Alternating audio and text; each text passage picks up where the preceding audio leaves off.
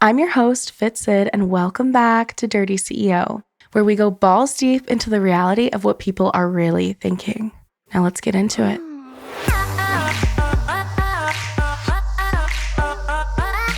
Dirty CEO. Hey everyone, it's your girl Fit Sid, and I am back with another episode. So today we're just going to have a shorter episode, but it's going to be packed with some information that everyone is always wondering. How did I become a bikini barista? All right, so first of all, I'm warning you guys, I'm a little tired. I've been up for so long and I've been answering all of my OnlyFans messages today and having a lot of fun over there, but I am tired. But I wanted to shoot this episode because I felt like this was so asked.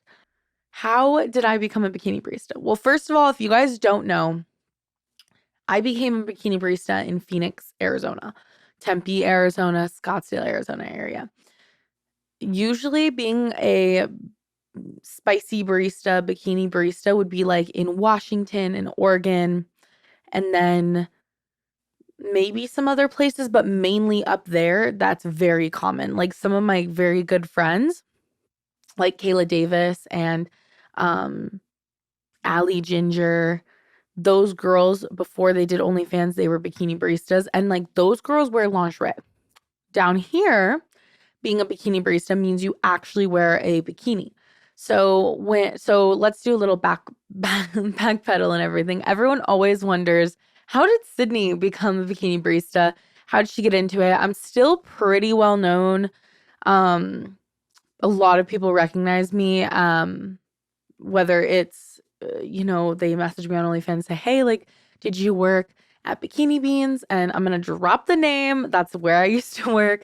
And Bikini Beans a long time ago was a little different than it is now. Like, I know that like things have changed, life has happened. The methods that they did when I worked there probably are not the same either. But I'm trying to think of like how I started. Okay, so first of all, as many of you know, I started college at 17. My birthday's at that weird like different spot. So I started college a little bit earlier, not super early. Like I still obviously like did become 18 in college. But when I was out of college for the summer and stuff and had finished my freshman year, I believe it was my freshman year that I had finished. I really needed a job. Like I had no money to my name. I was doing social media and all these other things, but I wasn't doing like anything that pulled in like a steady paycheck. Everything that I was doing back then was very much like get a tiny brand deal, get like $100, get some money for my YouTube views, but nothing that was like a consistent set hours and getting paid that amount for with my hours, right? So I was scrolling through, I believe, Instagram, and I found Bikini Beans Instagram. And their Instagram account, I bet if you guys go on their main Instagram account, for the Tempe location, which is the main one that I was always posting at, there was at a location that's not even a thing anymore that I was also posted on. They used to make it a requirement that you had to post Instagram pictures showing that you were working that shift. And I think it's because they wanted people to like know that like, hey, like come visit her at the stand, you know? But when I found that, I saw these girls on Instagram and I was like, wow, like this is so cool. I would love to work as bikini barista. So when I had started that job and everything, I was going through like a little bit of a transition in my life. I really wanted like consistent money. I wasn't making really any money at all. Like it's actually crazy to think like how small the paychecks were. The tips were pretty good, but like the actual paycheck that I was getting from them, when they don't know if I had a good tip day or a bad tip day, was so bad, you guys. It was so bad. And so kind of like if you ever, are going to one of those places, they definitely rely on the tips. Just like I feel like coffee shops probably don't pay that well. Neither did this Bikini Beans place. But I really, really like was super fit back then. So like when you guys see me what I look like now, right? But back then, which is kind of how I blew up on the internet, I had been posting about my like fitness journey and stuff. So I had all this confidence and I was ready to be in a bikini. And it was so hot in the summer, you guys. Like I had started before summer, but like around summer was when I really like kicked off like working there and getting like really consistent hours and shifts. And um I was probably working 40-hour work weeks. I don't really remember. It was so long ago. It was 5 years ago, 6 years ago, maybe now. Um, but anyways, I mainly was working at the Tempe location. So like if you go on that Instagram account, you'd see like there's probably a lot of old pictures of me on there if anyone wants to like deep dive. But when I was working there, I met a lot of girls and a lot of them worked there at Bikini Beans and then they worked as bottle service girls at night. And like I was so I'm not gonna say, yeah, I'm gonna be honest. I was young and innocent. I did not go clubbing. Obviously, I was underage. I couldn't go clubbing, but I was so young, so innocent. And the experience there was so interesting to me because a lot of these girls were 21. I was pretty young compared to them because obviously, I think working bottle service, you have to be of age. I could be wrong. But a lot of them were like in their last year or, junior or senior year of college. And I was a tiny little freshman and I was super into fitness and I had this confidence. And I just like was probably like the fattest girl there. I was. I'm going to be honest.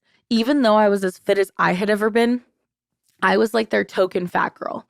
And I remember there was one situation one time where we had to take our Instagram pictures, right? And there's no hatred, by the way. Like there's all love. I learned so much working there, but it is funny. So we had to take our Instagram photos at the beginning of every shift. And then like sometimes they would ask you to take like another one, like a group picture. So like if you worked like this is just an example.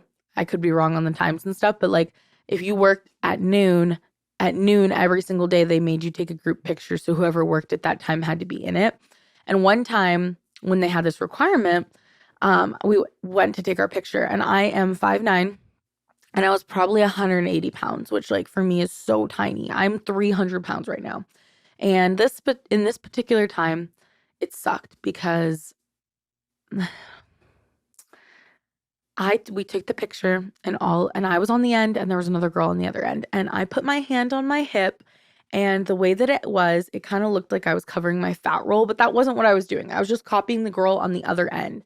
But all of these girls were so tiny. They were like double zeros, size small, size extra small. There was probably no girl there that was a medium and then I'm over here a large, which still wasn't big back then, like but to them I was very big. And the manager at the time had called me up and been like, Sydney, like you need to retake that picture because she wasn't there at the time. So she called us and she's like, Sydney, like you need to retake that picture. Like, you don't need to pretend you're something you're not. And I was like so confused. And all the girls that were working that specific day on the shift, they were like, what the heck is she talking about? And I was like, what do you mean? And she's like, your hand's on your hip. Like, you don't need to cover your fat rolls. And I literally was like, that didn't even cross my mind. Like, it was such a crazy experience because, like, I knew that the guys there liked the way I looked. I never felt bad about myself. And then when she made that comment, it might have been like made with nice intention, but it wasn't very nice. It kind of made me feel bad. It made me feel like, damn, like, am I really that fat that like she's thinking about that right now? Even though when anyone else had looked at the picture, they probably would have never thought that. So I knew that like working there, I had never really had like a job that had like company policy before that because before that I was a nanny and then the other jobs that I had were like not as strict with rules and policies and like how they ran things. So that was my first job where like, when I went in for my interview, I got the job and like they started me and we used hot schedules and I would pick up a lot of shifts. Like I was one of those girls that always wanted to work. I had so much fun. There were certain customers that would come every single day and that was like kind of like the first job that was the first job that like it wasn't work by any means, but it did teach me a lot about work. And um during that time, I was doing OnlyFans and I was doing the like work stuff. But this job really taught me certain things about people because I never worked at a strip club, right? But working at Bikini Beans felt like I was working at a strip club in a sense because people would come there to get their coffee every single day. They were regulars. The thing is they would come to look and talk to girls, right? They weren't there. I mean, the coffee was okay, but like I personally, The energy drinks are probably the only thing that I would ever go there for to get a drink. And there weren't that many locations. So most of these people went out of their way to go there. And the whole like excitement of it is the fact that there's hot girls in bikinis there, right? So, and it's kind of like Dutch Bros. We'd have to get out of the stand and go up to their car and like put in their drink order in our sea bikini. So during the summer, I learned a lot about people, customers, and like what people are attracted to. Because growing up, I was always the fat kid. And I didn't realize that there were people that liked me for me and like what I looked like. And it was such an empowering job because before that I was doing social media and nannying and like social media, there was a lot of trolls on the internet. There still are a ton of trolls, but like when I was, doing that stuff, like I would get comments like, let me harpoon that whale. And that comment specifically has stuck with me my entire life. But when I got into Bikini Barista stuff, it was so different. Like back then, I was getting so many likes on my Instagram posts. And I know this was like so long ago, so it probably wasn't even that many likes compared to like now, what like people get on that account. But like I felt so beautiful working there because like there were people that came specifically to see me, to talk to me. They weren't being weird or creepy like people would assume. They just came because they thought I was pretty. They wanted to talk to me. And now, as an adult, it's so crazy because I was an adult then too, but like growing up and stuff and having done OnlyFans like a lot longer, it's so refreshing because I could have had a totally different experience. I know that the people that worked there thought that I was bigger and like probably fatter like in their own head, but I know that there were customers that were there just to see me. And then as I've, been out of Bikini Barista stuff for a long time, I haven't been doing it, right? People still to this day message me on OnlyFans, come up to me in person, match with me on dating apps, and they say, like, hey, didn't you work at Bikini Beans? And they remember me. And that makes me so happy because I was so happy working there. Like, I wish that they had like a volunteer position that way. Like, um, on one of those days, I could just go there and like get that satisfaction that I got from just having conversations with people and like it was just a very like enlightening job, especially for me who needed a confidence boost back then. A lot of people ask like how I got into being a bikini barista, and it all started with me seeing their Instagram, then DMing them on Instagram, having my interview, working there. And the crazy thing that people don't realize is like I had to pay for my bikinis from there, and I wonder if I still have them.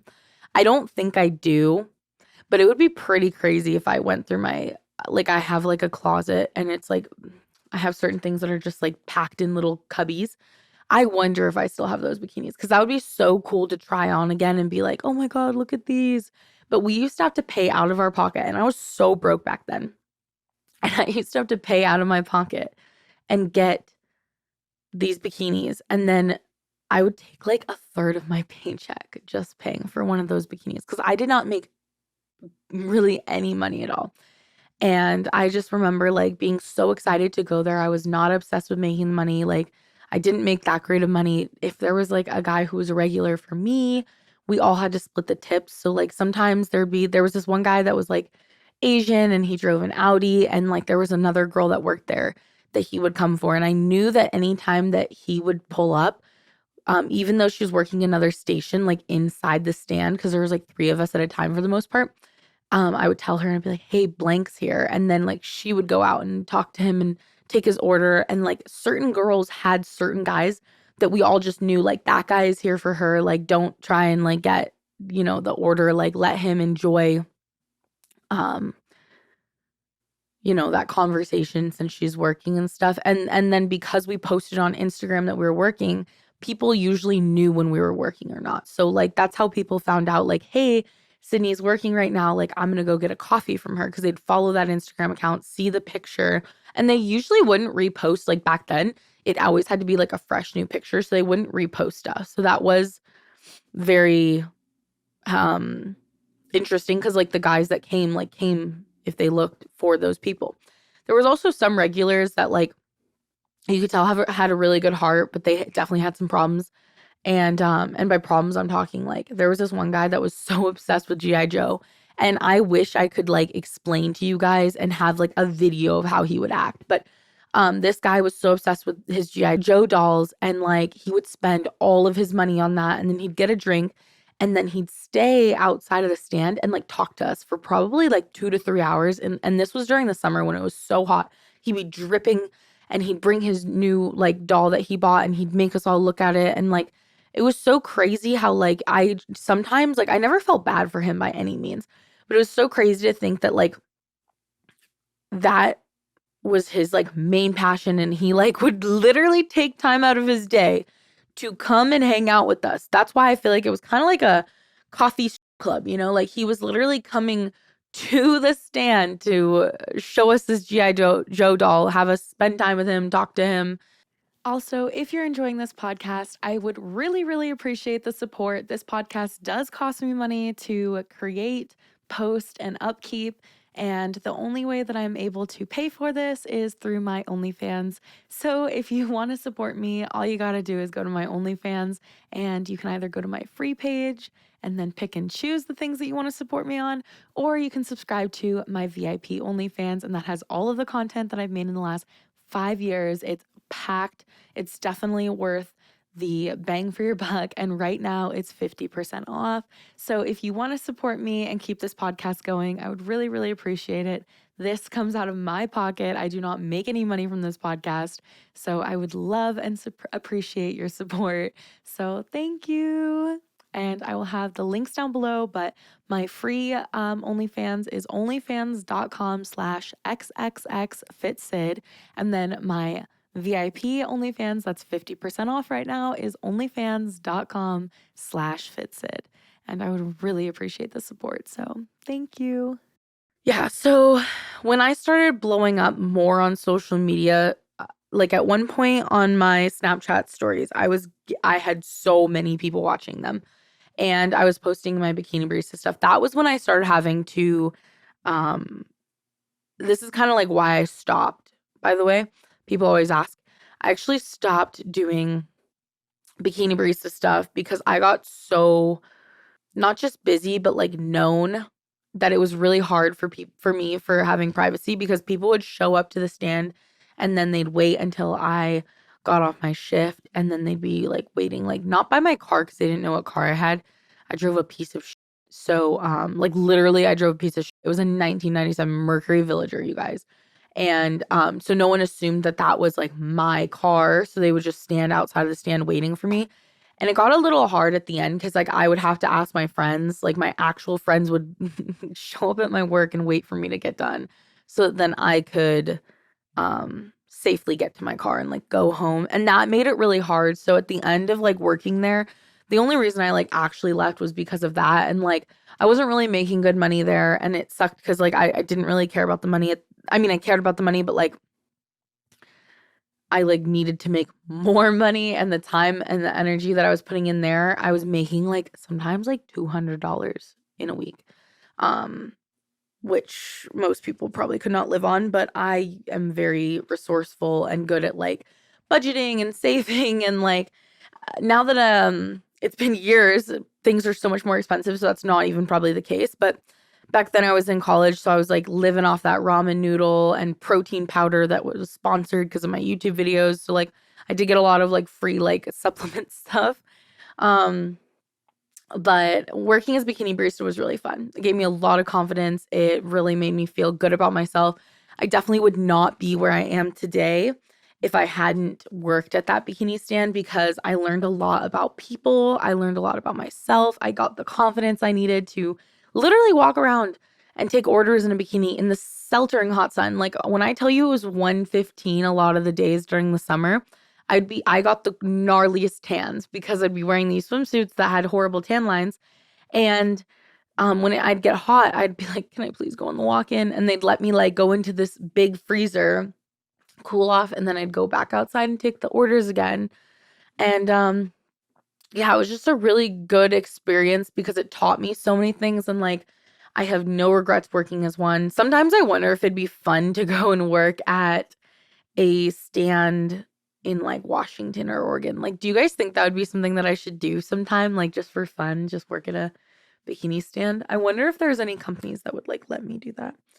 Um, but yeah, so that's kind of how I like got into the bikini barista stuff. I was very popular back then, and like I still know a lot of people like remember me, and it's kind of cool because like the other day, like literally like 2 days ago, someone was like, didn't you wear a bikini beans? Like, I swear I remember you. And I was like, this was just out in public. And I was like, yeah, like how? And I was at an arcade, and that was such a crazy experience too, because it was like some random person that was like around my age who recognized me. And it's been years, like 5 years since I did that. So um yeah. Okay, so now I have a funny story about the bikini barista stuff. So basically, when I first became a bikini barista, I was like single and dating around and stuff. And like, I've never been the type of girl to have like a roster. But at the time, I was dating two different guys. And I kind of had like, I think about it now and I'm like, damn, Sydney, like, I was definitely in love with both of these guys. Like, I cannot believe I caught feelings for both of them because like, I'm not the type of girl that can usually do that. And back then I had just ended my first real relationship. Like, well, I guess we mutually broke up, but he and I had mutually broken up because, that puppy love. And I had gotten back on the dating apps and I was like, and I had not met my first boyfriend, you guys. I had not met him on a dating app. I'm going to have to tell that story sometime. I've never told that story. I just realized that, but I'm not telling it right now. That's going to have to be a whole nother episode. But basically, I had just become single from my first love. So I feel like part of that is like I was still in like lover girl mode. Because I feel like it's so hard for me now to like catch feelings. And I wish it wasn't. Like, by the way, I'm holding my headphones. I'm gonna take them off because they hurt my head. But basically, like I have always been a lover girl, you know? But back then I was so much more of a lover girl than I am now. And I feel like it's a lot harder for me now to catch feelings. But back then, it was so easy. Like, I had just gotten out of that first relationship and I got onto Tinder. And like, I feel like part of it was like, I looked good. I had confidence. I was working as a bikini barista. So I had that like energy. And I was also at ASU for college. So at the time, I was just fresh, new, exciting. And I had matched with this guy who lived in Ohio. And then I had matched with a guy who lived and went to ASU as well. And he was like 2 years older than me. And one of them was my age and the other one was 2 years older than me. And I was talking to both of them kind of like at the same time. One was definitely going back to Ohio after the summer. And like, it was just one of those like summer flings, but I was still working at the bikini place, right? And then the other guy, I really thought we were going to be like something, but something was just off with him. In the sense that like, I feel like I was maybe too much for him, for the guy that was like 2 years older than me. I think I was a little too sexual for him because every time we would have like this guy had like the biggest dick I have ever seen. When I tell you guys, like back then I was shocked and I didn't even know what to do with it. Like I literally was so innocent back then. So now that I'm thinking about it, that summer was you guys because okay, so I'm gonna give so much TMI. So the first guy that I had, okay, I want to explain this properly. So the first guy we're gonna name guy number one, Ohio boy. So Ohio boy was out there for the summer. He was staying with a family member or something and like getting out of Ohio. He went to Ohio State University and he was a total frat boy. Like I did not see it because I was so innocent. I had so much high hopes, you know. And he was just a boy. He played hockey and he would talk like a little surfer dude. And I just thought he was the cutest thing in the whole entire world. And I was a sucker for love. I still am. Like I really am. But back then it was just like different because I had not had my heart really broken because like the breakup before was mutual. I hadn't really been like f***ed over at this point. So I had hope, right? And I thought like, oh my God, like I can get this guy to fall in love with me. Like we definitely had feelings for each other, but it. So the first guy that I had met that summer was Ohio boy. And the first date we went on and everything we did was just like magical. Like when I tell you guys like that guy was magical. But now like looking back years later, like I know the problems that that guy had. He was definitely like a boy, a player, whatever you want to call it, like, and he reminds me a lot of someone that I know in real life now that I like could never actually date because I've just learned. But I was so young and naive and we had like the most fun. Like that summer we just had like the best summer fling and it just felt so magical and like I wish that I could be. I mean, I know it'll happen again, but like I hope one day I can be excited about someone the way that I used to be excited about people. And I was so excited about him. And we had so much fun together and we'd go to coffee shops and study and do homework together because we both did summer school and like um that to me was so fun and so special. And then like my mom went out of town for 4th of July, so I went and threw a party at her house and like it started raining that night for no reason. I have no idea what happened. It was just raining and then we were kissing in the street in the rain and it was so fun. And then around that time around 4th of July, he then started ignoring me and so then I went back on Tinder because I was like, okay, this guy's gonna be gone pretty soon, and I didn't want to get my hopes up and stuff. And oh, I guess I should probably mention this too. This is kind of funny. So he played hockey, and one time he didn't have his cup on, and this guy literally, he had his dick hit with a hockey puck. So it like did not work. Like his dick was like actually broken, and like it like was bent. Like I had never seen a guy that had that happen to them, and he was so young. And it definitely, like now as an adult, I just laugh because I think to myself, like, this guy definitely had some issues that I don't think are gonna get resolved anytime soon because his dick was like bent. So we didn't really ever do anything sexual, but like we would make out and stuff. And it was just like the most like chemistry I'd had. And like when he went back home, I guess I'll say this. When he went back home, like for my birthday happened, and he had like sent me a card and just said like with love blank.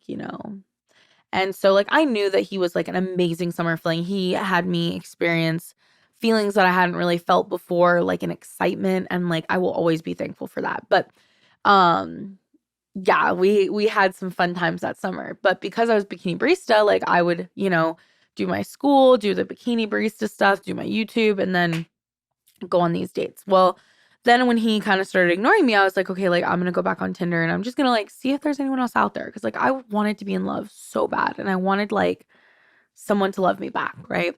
So I got on and then I matched with this guy and we're gonna call him Boy 2. So this guy went to ASU and it was just so much fun with him. It was always a good time. Like I said before, I drove that 1997 Mercury Villager and that car that I drove, he never made me feel like I wasn't good enough. He was super rich and he drove like a really really nice car and like mommy and daddy had bought it for him. So like a lot of the time those guys won't want to be seen with a girl that drives a really old ugly minivan. And he never cared. He always called it the mobile. And like, I am forever grateful for that too. And like, even now thinking about it, like, there was something special about both of those guys because that summer was just different. It was magical. And like, both of them, this is where I was getting at. I'll get at that in a second. So, like, there's a story of why I'm telling this. So, with him, like, he always made me feel special and we had a lot of fun together. But I think I was a little too high energy for him, a little much at times because I just don't think he could handle me. Like, I felt like sometimes I would overwhelm him because my personality is super bubbly and crazy and like I can't lay in bed all day and like he would want to do that and like I personally like to get out and like do things and maybe now I can lay in bed but like back then like yeah, no. I wanted to go and experience life and I wanted to do all these different things. But yeah, so they kind of intertwined in July. And I was working at Bikini Beans and I had told both of them that day, like I sent them both a Snapchat. This was back when I was definitely living my girl era. I told them both, I said, I'm working right now, like you should come visit me. And it was so crazy, you guys, because the girls that I worked with at the stand, I feel like they thought I was ugly, 100%. They were all bottle service girls, pretty girls, wore makeup. Like I wasn't very good at doing those things. I wasn't a girly girl by any means. And I think they all thought I was a fat, ugly girl, right? So Both of these guys were so cute, so attractive. Like all of my friends can vouch for this. They're handsome. And the first one, which was boy number one, Ohio boy, he showed up to my work and he ordered a drink. And then, like, I went on, like, I didn't really get a break. Like, they don't give you paid breaks, but I, like, snuck out really quick and hid behind my car and, like, made out with him. And I didn't think that boy number two was going to come. And boy number one had a drink. We hung out for a little bit. It was super slow that night, thankfully. So, like, especially the time that they came, when boy number one was there, I was super slow. And then like he went and left. And then not even 2 minutes later, you guys, the stand you can walk up or drive up to it. So there's like the walk up side or there's like the drive up side. Then literally 2 minutes later, the other guy walked up to the stand and he was peachy, like so cute, like smiling ear to ear. And I feel like those girls were shocked about boy number one. And then when boy number two showed up, they literally probably were like, what the fuck?